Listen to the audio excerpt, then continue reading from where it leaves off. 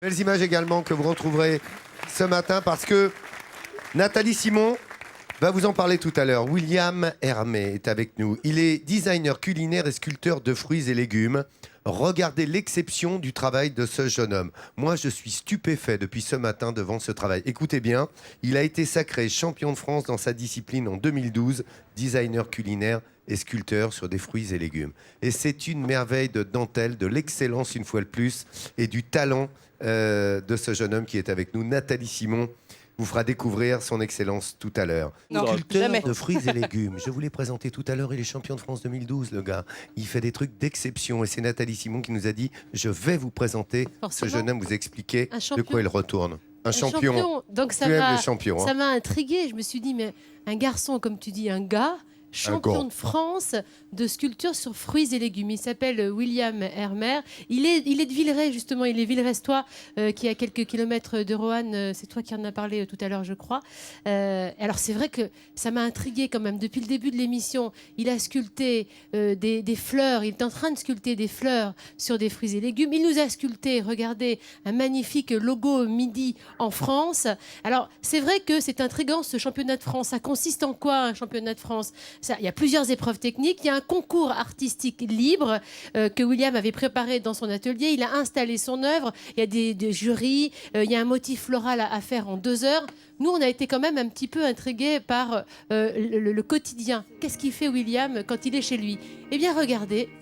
Il transmet déjà, j'allais dire, son savoir à des particuliers ou à des professionnels. Vous pouvez, si vous êtes même pas du tout professionnel de sculpture en fruits et légumes, aller chez William pour apprendre cet art culinaire que c'est un vrai art culinaire que William a découvert quand il était chez un primeur. Il travaillait tout jeune, il a découvert ça. Il est parti direct en Thaïlande parce que les Thaïs sont vraiment des amateurs de sculpture sur fruits et légumes. Pourquoi ? Parce que Ils ont ce qu'il faut sur place déjà. non, parce que surtout chez eux, il y a un équilibre entre le contraste des saveurs épicées et subtiles, sucrées et salées, et l'esthétisme des plats. Et du coup, à l'occasion de la réception d'invités, d'offrandes qu'on fait aux moines, d'ordination, de mariage, de funérailles royales, on sculpte, on légume, les fruits, et on fait quelque chose d'absolument magnifique qui aboutit à un champion de France quand même, mesdames et messieurs, que je vais aller voir tout de suite. Vous pouvez commencer à Quel l'applaudir. talent parce il que, a. Non, là, vous pouvez parce que sincèrement, c'est remarquable à voir faire. Ce travail est unique, hein.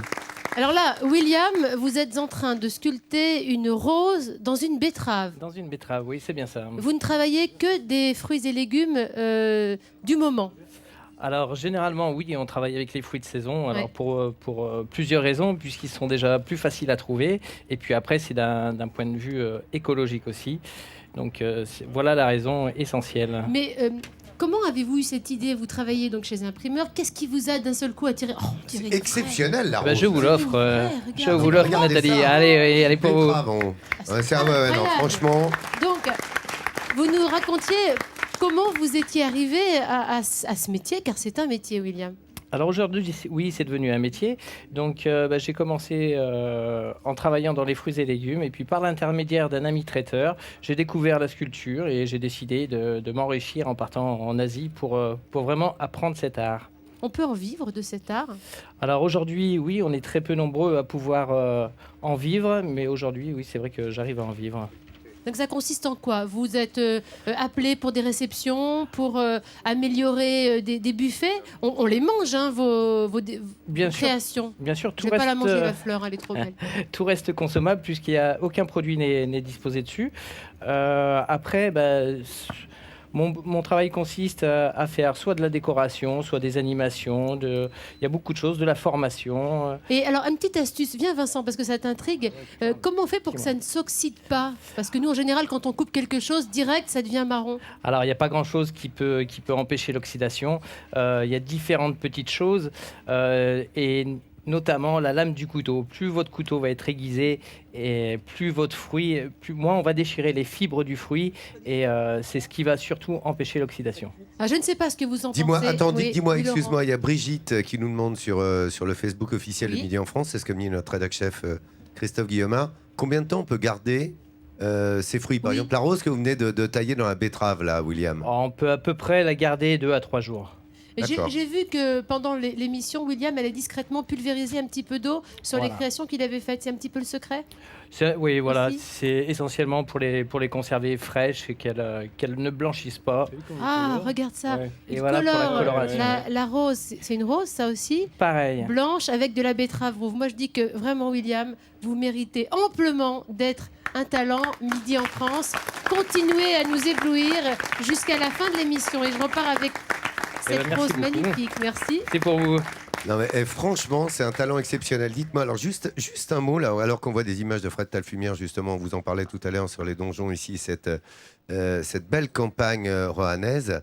Est-ce qu'on peut utiliser vos talents, William, et est-ce qu'on peut vous solliciter quand on est un grand chef parisien, par exemple, pour décorer ses tables ou ce genre de choses? Vous êtes prêt à le faire? Bien sûr, ça m'arrive quand même de temps en temps, heureusement. Eh ben écoutez, c'est une bonne chose. Les amis, sur France3.fr, Yves Le Midi en France, officiel sur Facebook, et Nathalie Simon, elle est belle ta rose, hein, je te le dis. Hein. Moi, je suis stupéfait par le travail de William. On va le suivre tout au long de l'émission. Bravo, il mérite largement son talent Midi en France.